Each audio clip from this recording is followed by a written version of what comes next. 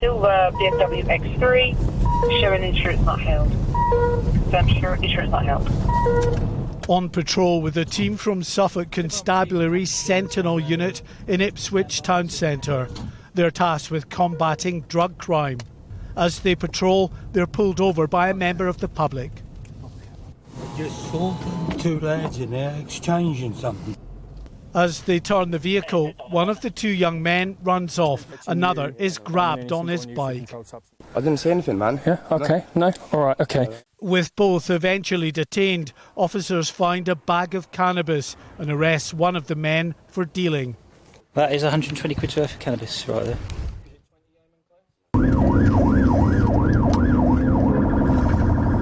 These units are being assisted by the recruitment of dozens of new officers across the force. On foot patrol in Ipswich, two of Suffolk's recent recruits. Hiya, you all right? Hannah BARRELL and GROOME joined the force just over a year ago, part of the uplift of thousands of new officers across England and Wales. Hannah told us it's certainly a challenging job, but says it's absolutely the right move for her. You're the one running to the danger, not away from it. So you do have to have a bit of a backbone in that sense. But you know you want to better your community and you want to help those vulnerable people that you might be going to. Megan joined the force after studying criminology. It's a tough job, physically and emotionally. Sometimes you do see some hard things that you sort of have to try and detach yourselves from. But I say to people, you don't, like myself, you don't know until you try. So much going on! Can you just try and take a deep breath? At police headquarters, the latest recruits are being put through challenging scenarios, watched over by the policing minister.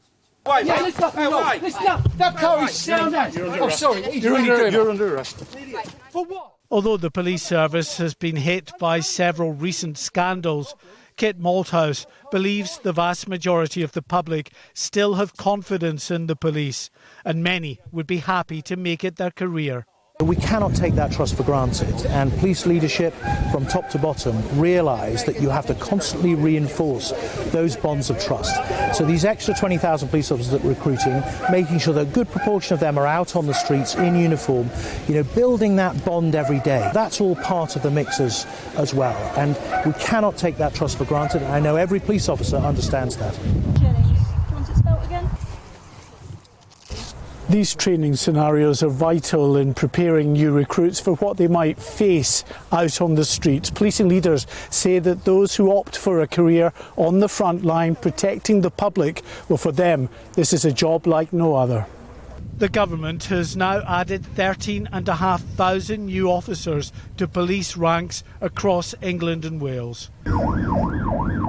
With a new recruitment drive launched this week, the policing minister says he's very confident they'll meet their overall target of 20,000 new officers by next March.